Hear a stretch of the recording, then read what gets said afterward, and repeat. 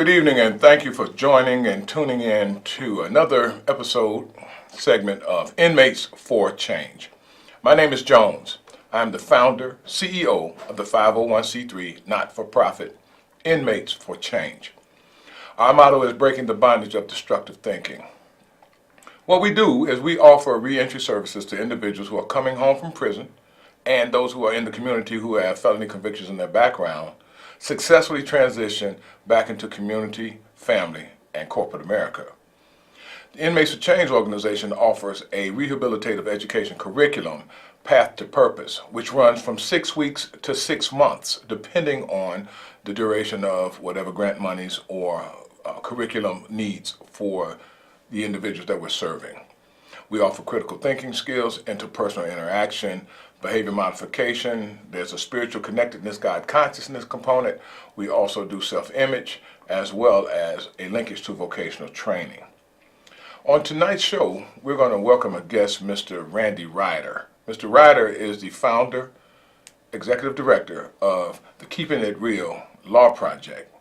And on a previous show, I read the Pathway to Citizenship for the Formerly Incarcerated, which was the document that Mr. Ryder has authored and originated. So what he's here tonight to do is to give us the 2s, 3s, 4s, and 5s, the 6s and 7s, and the nuts and bolts of what the benefits of the proposal is and how we can activate it in our lives. Those of you who would like to join the conversation a little bit longer into the show, we're at 312-738-1060. Now, what I also want to offer you is an opportunity to contact us at 773-746-3075. You can call us at that number from 9 a.m. until 3 p.m. Monday through Friday. Our website is located at the wix.com/inmatesforchange.org site, and we're accepting email at inmatesforchange@gmail.com. Again, you can reach Inmates for Change at 773-746-3075 Monday through Friday from 9 a.m. until 3 p.m. And our website is at wix.com/inmatesforchange.org.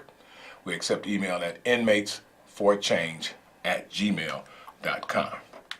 Well, now, I want to give you an opportunity to be introduced to my guest, Mr. Ryder, who is the founder, executive director of the Keeping It Real Law Project. Welcome to the show, Mr. Ryder. How you doing? All right. Good evening, sir. Are you okay? Yeah, absolutely. All right, I'm Jones now. You know, sir, I'd have to sign your check. Yeah. Well, now, but Jones, two regular guys. Okay. Jones. So we're going to keep it real tonight, right? All right. All right. Great. The reason we've got Mr. Ryder here tonight, ladies and gentlemen, is that Mr. Ryder is going to go through the proposal of the Pathway to Citizenship for incarcerated individuals, or formerly incarcerated individuals, I should say. I apologize. And give us the pluses and minuses. So right now, let me start off with, are you ready for a couple of questions, Mr. Ryder? Absolutely. Cool. Well, let's get down. Now, let me ask you this. How will the implementation of this proposal improve the quality of life in the community? Well, it will restore the male members of the household back to their original position, which is head of household. What we have in the communities where mass incarceration has taken place is a void with the fathers, and therefore we have sons that have run rampant, and we have the mothers in unnatural roles of breadwinner and disciplinarian. And because they're not, that role is unnatural for her. She's winging it, so to speak. And the boys and the young men do not respect her the way they would the father as a disciplinarian. Okay. So, and she can't be in two places at one time. Like work and at home. She can't be at work and at home. Okay. Well, let me ask you this. Are you okay? Are you relaxed? Oh, You look a yeah. little stiff, man.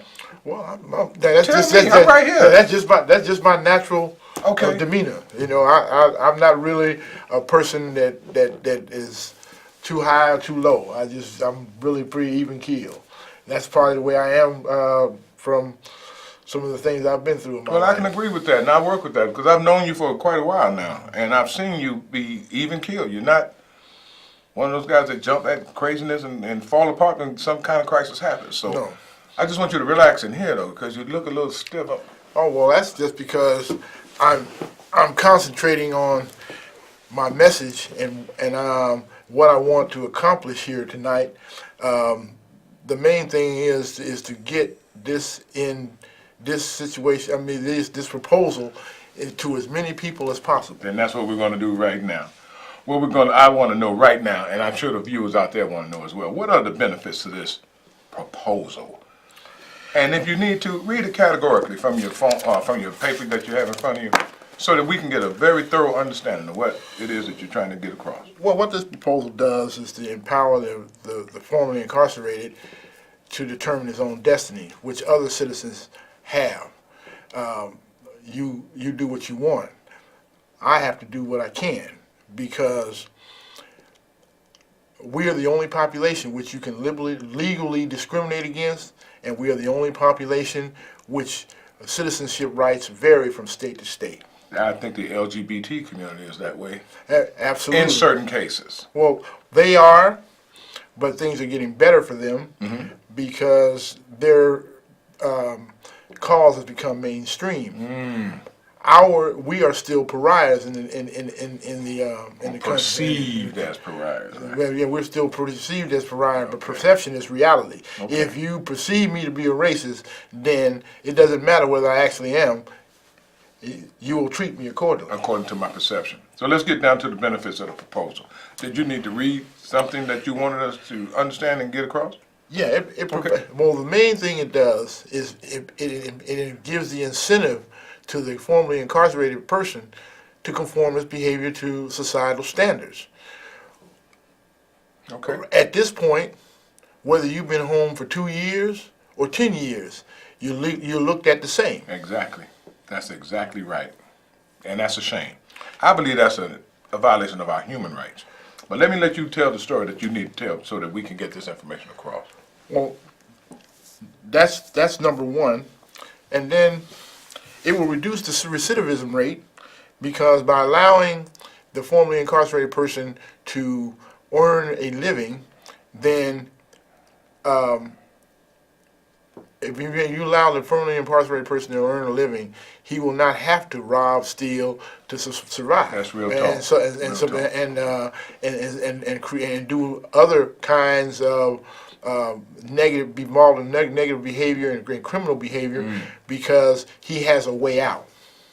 Okay. See, what we have right now is a lack of hope. Because of the current system, we, as in formerly incarcerated, have many barriers that we are trying to overcome. Throat drop? Something for your throat? I ain't got no water, man. Don't worry about it. Okay. I'm reaching out. But what I would really like to say about it is that the other side of the mass incarceration issue has been talking about personal responsibility and behavior and so forth and so on, and conforming. Well, and cutting entitlements. Well, the way to cut entitlements is to cut the need. If I don't need food stamps, I'm going to get them. See, you're wasting a lot. Society is wasting a lot of money taking care of people who can take care of themselves. Okay. If allowed to do so. We want to be. Formerly incarcerated people have been convicted of a crime and have run afoul of the law. They are not trusted by society. There is no way to prove you've been rehabilitated. Okay. And I have created a series of steps that will allow me to do that. So before we get to that, let me ask you this. I see some bullet points on your proposal for, and it says right here on the top, benefits of the proposal. So give us a quick synopsis of what you have here, and then let's get into what are the actual steps to succeed with the proposal, if that's okay with you. Absolutely. Cool. Oh, then read it verbatim if you need to. Okay. It will reduce the recidivism rate by allowing the formerly incarcerated the right to legally earn a living unencumbered by their background. This proposal, if enacted, will provide a way for society to measure the formerly incarcerated citizens' rehabilitation and should compel the legislature and judiciary to address the question of when a formerly incarcerated citizen has served his or her sentence. All right, say it a little slower so we can make sure they're getting it. Because what I'm saying is this, real simple. By completing the steps, you will have proven to society that you have earned the right to regain your citizenship. And what that means is that I have the right to self-determination as any other citizen, and I can go anywhere in the country as any other citizen and be confident of knowing what's expected of me when I get to that state. Well, let me ask you this, right at that point right there. I've served my sentence. I've successfully completed my parole or probation requirement. In our case, going to prison, you get parole. I haven't been rearrested or reincarcerated a number of years. We know that the recidivism rate runs around a 3-year cycle. I've successfully gotten into gainful employment. Now, what's the problem that I'm having as a formerly incarcerated individual who has an X on his back as these felony convictions go? Why can't I be accepted as he paid his dues to society or she paid her dues to society, and let's get them another opportunity to change? Well, because it is in the best interest of some who benefit from incarceration, for-profit prisons, for example. Okay. And we want, and because those people are benefiting from this, from the stigma that has been attached to the formerly incarcerated. I know many brothers who are out here doing the right thing, have been out for several years, but they are afraid to even allow individuals to know that they've been incarcerated because it will affect their employment. I get you. And see, so we have a negative stigma attached to us as ex-felons. For the rest of our lives. For the rest of our lives. Yes, like sir. Now, how many of you would want to be judged at 45 by something you did at 18? Yeah, that's true. And that's what the current system does. They don't equivocate or stipulate. He's been out. He's an ex-felon, but he's been out 10 years. He's an ex-felon. That's He's been right. out 6 years. That's right. They say ex-felon. Yeah. Period. Yeah. Now they've done some things that are around the periphery. Expungement, which is too narrow. Sealing, which is too narrow, and in its current form. And we need something where an individual can completely exonerate himself or redeem himself. A lot of us out here claim to be spiritual and Christian and so forth and so on. One of the main tenets of spirituality and Christianity and so forth and some of the other, all the religions, is the act of redemption. Lord, that the individuals allowed us to say, we've been redeemed. And when you're redeemed, you've changed your behavior, you've changed your thought process, you've changed the way you behave. Okay. We are saying that, listen, you're going to have some of those individuals who are going to just go in jail and come out and try to build a better mousetrap. I got caught this way this time, so I ain't going to do it that time, this way this time, I'm going to do it the next time. But then you have a sector of formerly incarcerated individuals who sincerely want to change their life and are upset or Just apologetic caught up. Yeah, just kinda about caught up, yeah. apologetic for whatever transgression they committed. Those people need a chance or an avenue by which they can change their life and the perception of them as an individual. So let me ask you this, because I'm hearing what you're saying, and I also want to invite individuals who are viewing an opportunity to tune in and voice your concern by contributing a comment or a question. We're at 312-738-1060. Again, 312-738-1060. My guest tonight is the founder, executive director of the Keeping It Real Law Project, Randy Ryder. Now, Mr. Ryder, let me ask you this before we get right back to that. Okay. Where are you based at with the Keeping It Real Law Project, or do you have a home base? Well, right now I'm currently living in Aurora, Okay. and I perform services here in Aurora and here in Chicago. Okay. I speak for North Lawndale Employment Network. My program is a part of their curriculum Okay.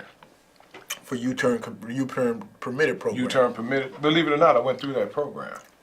I went through that program when I came home. So let me ask you now. We're gonna get right back to what we were speaking about. Those of you who would like to give us a call tomorrow during business hours, 9:30 a.m. until 3 p.m. Inmates for Change can be reached at 773-746-3075. Again, 773-746-3075. The website is wix.com/inmatesforchange.org, and your email address is inmatesforchange@gmail.com. Now, we've got Randy Ryder here, and Randy, I've got a couple more questions if it's okay with you. All right, cool. So let me ask you this now, because once we got into the question about individuals and the opportunities for us to have, I think I better go here with what are the actual steps to succeed with this proposal? Well, you must complete parole or probation and any associated board orders, anger management, drug treatment, etc. Okay. You must obtain a high school diploma or GED, Okay. which you will need if you plan on doing anything other than being out in the street.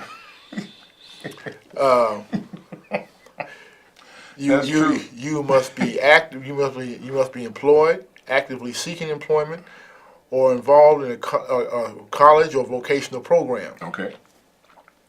You must stay free of felony convictions for 1, 3, 5, or 7 years, commensurate with the severity of your crime.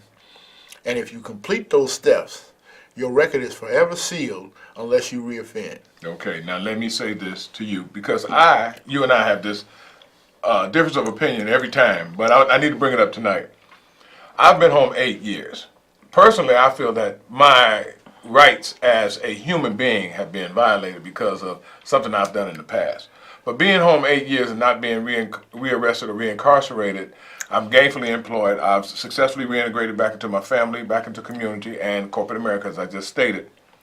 I feel that if I've been out a minimum of 10 years, my record should be expunged. And I know, just give me a second, I know that's going to only work for possibly certain types of categories of felony or classes of felony convictions. But I'm saying, along the lines of human rights, when do my wrong end and when does my rights begin? Well, the courts nor the legislature has determined that question and determined the answer to that question, and that is one of the main reasons for me writing this proposal. Okay. Because I myself have been out 15 years, almost 16. Congratulations. I've been home since August 20th of 2002.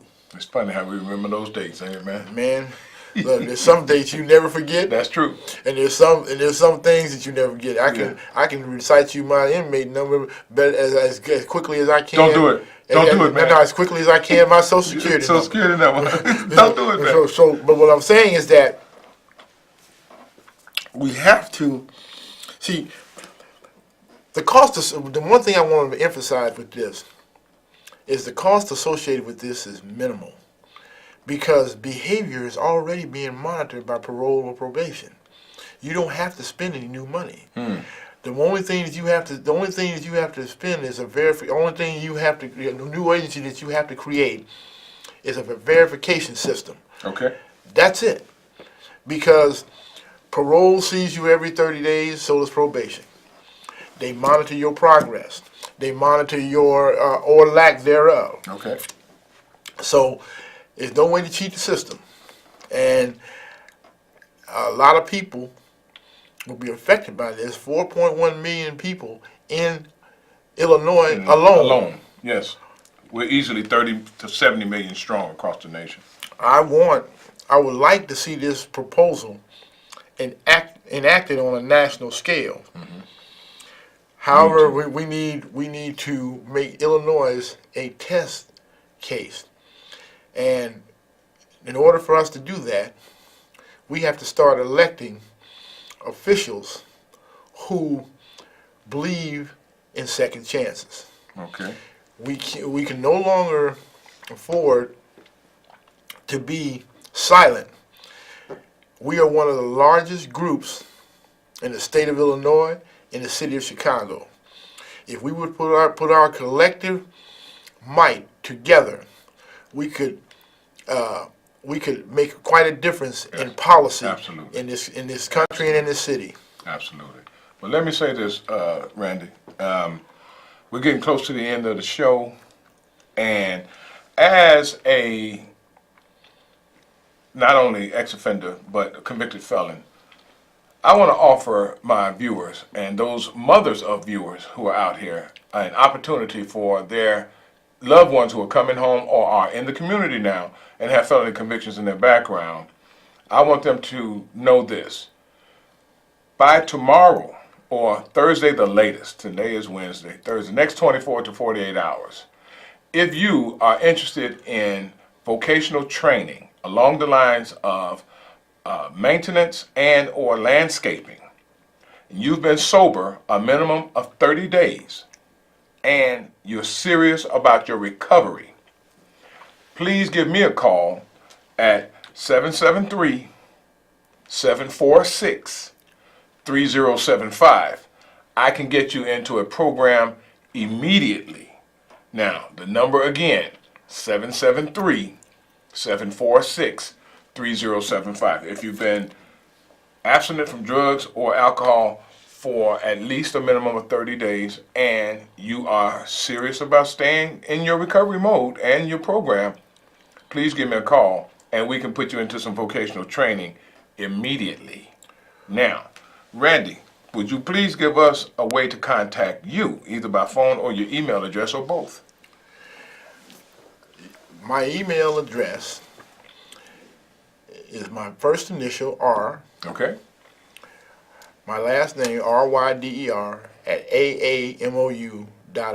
Okay. And my phone number is 773-563-6379. Okay. Now, what I'd like to do, I hope you guys got that. Give us the phone number again right quick. 773-563-6379. Okay, is that phone open 24 hours or is it certain time of hours of the day? 8 to 8. 8 a.m. to 8 p.m. Monday through Friday or? Monday through Friday. Okay. And if it's an emergency, please call me on Saturday. All right. Now, I want to let you know, my viewers out there, that this program has been made possible in part by support from the professionals at Mobile Doc. We're running out of time, and that brings our show to a nice little comfortable end, and I just want you to know, sir, I truly appreciate you taking the time, Randy. I wish we had more time to offer because I know that we were going to really get into the heavy hitting of this conversation. Yes. But can you give us a slight promise that you will come back? If Yes I'm or no, invited, man? if I'm invited back, I'll be back. All right, my man. I want to thank you all for tuning in to Inmates for Change. And please keep watching and don't forget to make a call every once in a while. Have a great night.